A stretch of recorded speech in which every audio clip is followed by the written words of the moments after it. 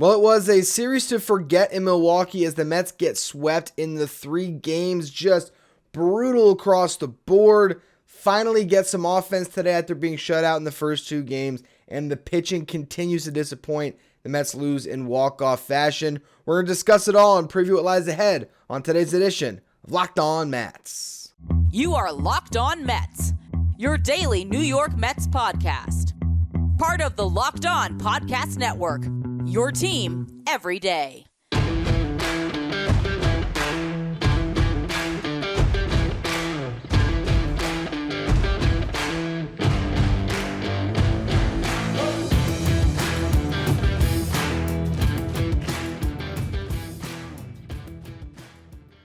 Hello to all you amazing Mets fans. You're watching Locked On Mets, part of the Locked On Podcast Network, your team every day. I'm your host, Ryan Finkelstein. If you want to find any of my work, follow me on Twitter at FinkelsteinRyan. You can also find some of my writing, justbaseball.com, where I work as the managing editor. Now, that was just a disgusting series to watch from the Mets. It was brutal. Every game seemed to get more and more frustrating, even though the last one there was some positive moments where it looked like the Mets might actually pull a game out. It ends in devastating fashion as a walk-off homer, bottom of the ninth, Adam Ottavino, lead things off Garrett Mitchell, and you just say, wow, that was 3 days wasted. This team suddenly goes from a winning record, feeling great and taking a 4-game set from the Marlins, to a losing road trip, head home for the home opener with Tyler McGill on the mound after watching Jacob deGrom strike out 11 today and just thinking, ooh, what's this season going to be? What's this season actually going to look like? I understand why Mets fans would be pessimistic today, and I'm not going to sugarcoat what was an awful series. I mean, it was just bad across the board.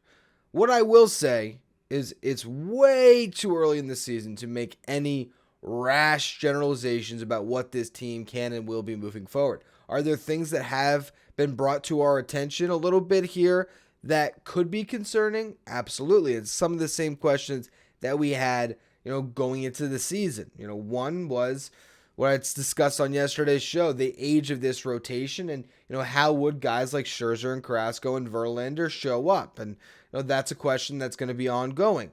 Another is going to be, what's this offense going to look like? Last year, it was Francisco Lindor and Pete Alonso driving in a lot of the runs. They did that again today, but who else in this lineup can step up? That's an ongoing question. The bullpen with Edwin Diaz, can they hold up? Look great in the first series where you're facing the Marlins. This series against the Brewers did not look good. So across the board, we're seeing some questions arise, but again, it's the first week of the season, so the Mets can still answer those questions efficiently. If they go out in the next 2 weeks, they win, their next 3 series and get back to playing good baseball, all right, you're going to kind of step back and say, yeah, all right, things aren't that bad. And I will also say, don't just completely, dismiss the first series of the opponent that you played in the Marlins, who, by the way, did just take 2 or 3 against a Twins team that was undefeated to start the season. So, that's still a team that can win baseball games that the Mets won some against. And this Brewers team is starting off as one of the hottest teams in all of baseball, without a doubt. They have a lot of young players that are contributing in a big way. The vibes there seem to be immaculate. You're getting great performances from some of the smaller acquisitions they made this offseason to acquire a Brian Anderson, to get a Jesse Winker, and to see those guys have big series against a Mets team they have history with. For the Brewers right now, everything is coming up aces. For the Mets, that's just a tough break that those guys who can be up and down players are as high as they are right now. But that could also be a precursor for what's to come for those guys. You see the young players, and look, it was across the board. I mean, Joey Wiemer making diving plays in the outfield, gunning down runners, showing his speed on the bases, hitting an opposite field home run. That is a very talented ball player that is just starting his big league career. Bryce Turang, Garrett Mitchell, these guys are still in those early stages of their career, but they're showing a lot of promise. You add that in with what you got from the Andersons and the Winkers of the world, and it was just a series where the Braves could do no wrong. And that continued from their starting pitching in the first couple games to their bullpen in the first couple games to everybody but Corbin Burns today, shockingly enough. So they get the win, and I do want to kind of focus in a little bit more granularly. Geez, that's a tough word. Granularly? Did I nail it the second time? I don't know. We're going to focus more closely on this specific game, but I do think that looking at the overview of what we just saw, it was a brutal series.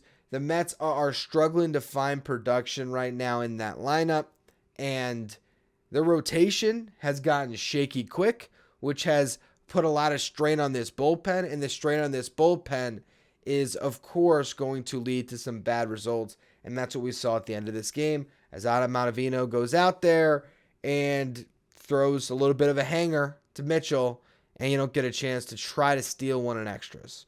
So unfortunate for the Mets, but you know what? Go out this weekend and beat up on the Marlins and try to move forward from it. That's all you can do is have a short memory in this game. And the Mets are going to want to forget everything that just happened as quick as possible. As soon as, wheels are up on that plane, I'm sure they're all trying to turn the page to what lies ahead. We're going to get to that series. Before we do, I do want to discuss Francisco Lindor and Pete Alonso showing some big signs of life. We're going to get to that in a minute. Before we do, though, today's episode is brought to you by eBay Motors. For a championship team, it's all about making sure every player is a perfect fit. It's the same when it comes to your vehicle. Every part needs to fit just right. So the next time you need parts and accessories, head to eBay Motors. With eBay's guaranteed fit, you can be sure that every part you need fits right the first time around. Just add your ride to my garage and look for the green check to know that the part will fit or your money back. Because just like in sports, confidence is the name of the game when you shop on eBay Motors. And with over 122 million parts to choose from, you'll be back in the game in no time. After all, it's easy to bring home a win when the right parts are guaranteed. Get the right parts, the right fit, and the right prices on ebaymotors.com. Let's ride. Eligible items only. Exclusions apply. All right, so let's focus in a little bit more on what happened in this game on Wednesday. David Peterson gets a run early. Mets scores, start the game, feeling good. Starling Marte steals a base. Francisco Lindor doubles him home. 1-0 felt great after losing by a combined score of 19-0 in the first two games. But that lead was short-lived. Second inning, David Peterson fell apart a little bit. And really, he just did not have his best stuff all day. Was struggling to hit his spots. Left that fastball over the heart of the plate way too often. Wasn't able to get it in on hitters. And just couldn't find that control, that command that he needs to be effective. Walked was a 5 batters. Just a struggle from jump, really. Never quite looked comfy. There was that inning, though, where he really fell apart for him. That was where he gave up the 4 spot. So, gives up a couple of hits, RBI hit. You have 2 runners on, and 3-run homer, Joey Wiemer. The kids come back to haunt the Mets again.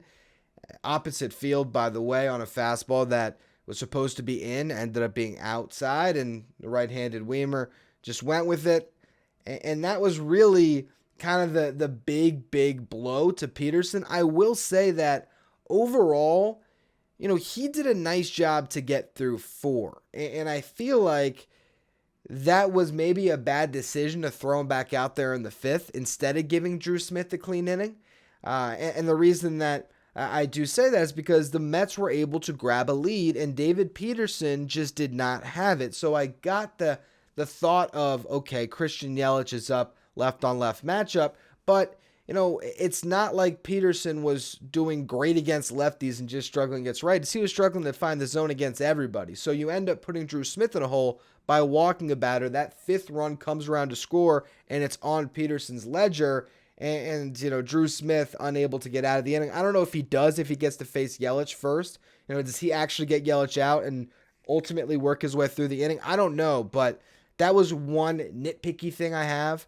Then again, Buck Showalter is short on arms in the bullpen, and he would say, look, he's trying to steal as many outs as he can, and I respect that. Now, the positive to take from this game is that Francisco Lindor and Pete Alonso had a big day. As I said, first inning, Lindor gets an RBI hit. Starling Marte doubles later in the game. Lindor gets a knock, drives him home. He had 2 doubles. He scored 2 times, Lindor did.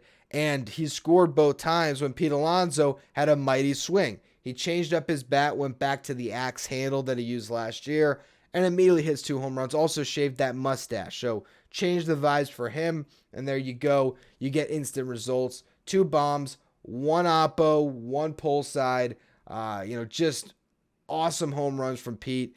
And it's just so unfortunate that you can't win that game, because to rally back, to go from up 1-0 to down, 4-1, to tie it, to then take that lead and, to let it, hold up would have been amazing. And it's so short-lived that the bullpen can't hold it. Then the Mets can't score late. You get to a position where your closer, David Robertson's pitching in the 8th because your bullpen's so taxed. So they go Robertson, probably thinking, hey, this is a good Brewers lineup. If Robertson gives up a run, then you don't need to pitch anybody in the 9th, and they were probably trying to keep Adam Ottavino out of this game.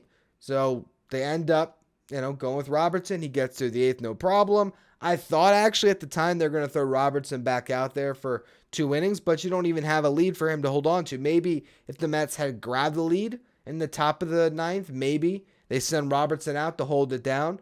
But instead, you send out Adam Ottavino to try to get through that inning, gives up the home run, and you lost. So just an awful series top to bottom. You're seeing now Mark Canha struggling greatly after, having that one great game in Miami. All of a sudden, he hasn't been able to hit. Eduardo Escobar held out of the lineup the last couple of games as they try to give him a mental breather ahead of, I'm sure, starting in the home opener. There's just not a lot of good at-bats going on right now. Jeff McNeil has really got off to a rough start after signing the contract extension. Even Brandon Nimmo not quite playing up to his typical standards. So I think there's a lot of room for growth internally. You're going to see Nimmo and McNeil turn it on. Today was a good sign of Lindor and Alonso getting right. And I imagine you're going to see more from Mark Canha soon. And even Eduardo Escobar can't be as bad as he's been. But this lineup needs to start hitting, and they need to get some length out of this rotation. I just don't know where that length comes from. Is it going to be Kodai Senga on Saturday? That might be your best bet at length. You got Tyler McGill and Carlos Carrasco bookending the series that they're about to play. I'm not sure how much I love what might happen this weekend, but we're going to discuss it in just a minute. Before we do, today's episode is brought to you by Built Bar. If you're looking for a delicious treat but don't want all the fat and calories, you got to try Built Bar. What makes them so good is that they're covered in 100% real chocolate. They come in unbelievable flavors like the churro, the peanut butter brownie, the coconut almond. All these bars are amazing with only 130 calories, only 4 grams of sugar, and a whopping 17 grams of protein. The best part, you don't need to wait around for a box anymore. In the past, I would tell you to go to Built.com, and there you still can find all of your Built Bars, the different flavors. You can buy a mixed box, try a little bit of everything. But if you want to get a Built Bar right now and you're out and about, head to your nearest Walmart today, walk into the pharmacy section, grab yourself a box of Built Bars. You can pick up a 4-bar box of their cookies and cream, the double chocolate, or the coconut puffs. Or if you're close to a Sam's Club, run in, grab a 13-bar box with their hit flavors, the brownie batter or the churro. You can thank me later. Go to your local store and buy Built Bars today. Today's episode is brought to you by our new sponsor, So Rare, a revolutionary fantasy baseball game and marketplace, transforming fans into owners with officially licensed digital cards featuring players from across all 30 teams. Unlike other fantasy baseball platforms, So Rare managers truly own their fantasy experience, collecting, buying, selling, and competing with player cards against global opponents to win epic rewards. Win or lose, you still own your cards and there's no cost to play. Plus, the more you win, the more you advance, collecting increasingly powerful cards and accessing next level competitions and rewards. You can find So Rare scarcity cards if you're atop your leaderboard. You can get access to game tickets, merchandise, signed jerseys, and VIP experiences like meeting MLB stars. Prizes may vary depending on the competition. Head to sorare.com/lockedon. That's spelled SORARE.com to draft your team of free player cards, set your lineup, and start competing today to win epic rewards. Again, that's sorare.com/lockedon to start playing today. All right, before we preview the first home set at Citi Field this year as the Mets will take on the Marlins again, a little injury update on Brett Baty. That thumb is not as bad as we feared. It is only some inflammation there. He is day to day, so the Mets get the best possible news on Beatty. We'll see how long keeps him out for. Obviously, it's still concerning because he has the injury history with that thumb, but for now, you can have a nice big deep breath and relax a bit on the Mets' top prospect. Should be back on the field very soon and joining a team that has other top prospects who are performing. Big day in Syracuse today with Ryan Mauricio and Francisco Alvarez both hitting home runs. Now, the Mets against the Marlins is going to be an interesting series because they're now tied in this division. This is a putrid division all of a sudden. The Phillies can't win a game. The Mets just got their doors blown off them. The Marlins sitting with a losing record as well. The Nationals are the Nationals. The Braves are going to run away with it the way it looks right now. But hey, we're a week in. Everything can still change. We'll see what happens. But this is going to be a series where the Mets are going to have to prove a lot going against a team that's a little bit hot. They lost the first game of their series against the Twins in blowout fashion, but Johnny Cueto was knocked out early, turned into a bullpen game for them, and he got hurt. So they really needed other guys to step up to finish out that series strong. What did they get in the second game? Sandy Alcantara complete game shutout. He is so good, and unfortunately that game happened on Tuesday. So some math tells us Wednesday off, Thursday off, Friday off, Saturday off. Is he going to fill in for Johnny Cueto in the rotation and start on Sunday? I think there's the distinct possibility that he is, and that's not good for the Mets. Even though they were able to get to him last time, that does not mean you'll get to him again. This is, right now, still probably the best pitcher on the planet, although Jacob deGrom did again. I think I mentioned this already. He looked good. Don't like that. Don't like that at all. Anyway, looking at the rest of this series, Edward Cabrera against Tyler McGill. Cabrera gave up 2 runs across 4 innings against the Mets in the last series. McGill was pretty solid against the Marlins. So can he do it again? He had 7 strikeouts in that game, pitched 5 innings, earned the victory. So we'll see if McGill can give the Mets a little bit of length instead of just the 5 innings.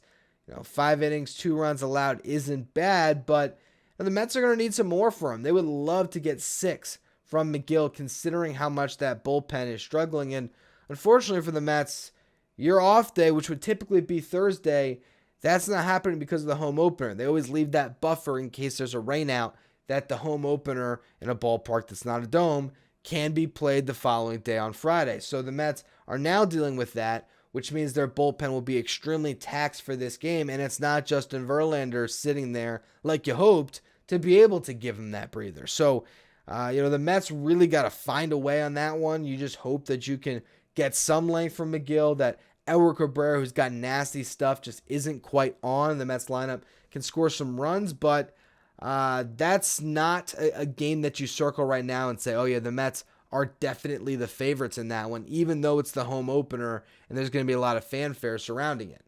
Now, game 2, Kodai Senga versus Trevor Rogers. You feel better about that one. Senga looked great against the Marlins after he settled down from that first inning. Trevor Rogers did not look good against the Mets, so you hope that those trends continue. You can pick up a victory on Saturday. Isn't it crazy how within one turn of the rotation, I feel better about Kodai Senga taking the ball than pretty much any Met, although Max Scherzer will still give a break to it. I think he's going to be just fine. But, as of now, Senga's been, I think, the best starter you can point to, especially when you look at the probable pitcher on Sunday. Carlos Carrasco, 11.25 ERA. He carries into this one after getting knocked around against the Brewers.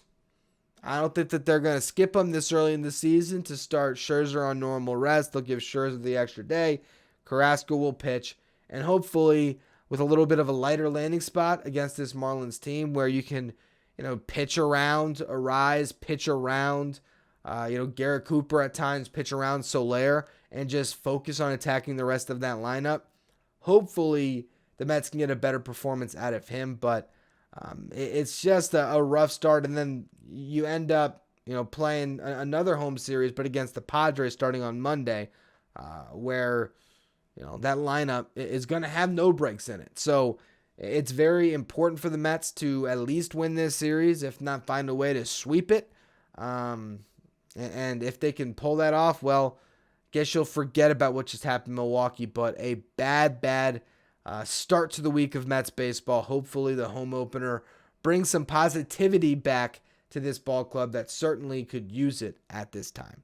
Anyway, that's going to be all for today's edition of Locked On Mets. As always, thank you for listening. Make sure you follow, rate, and review wherever you get your podcast. Make sure you follow me on Twitter, @FinkelsteinRyan. Follow the show, @Locked On Mets. Thank you for making Locked On Mets your first listen every day. Now for your second listen, check out Locked On Fantasy Baseball. If you want to win your league this year, you're going to check out Locked On Fantasy Baseball wherever you get your podcasts or on YouTube, part of the Locked On Podcast Network, your team every day.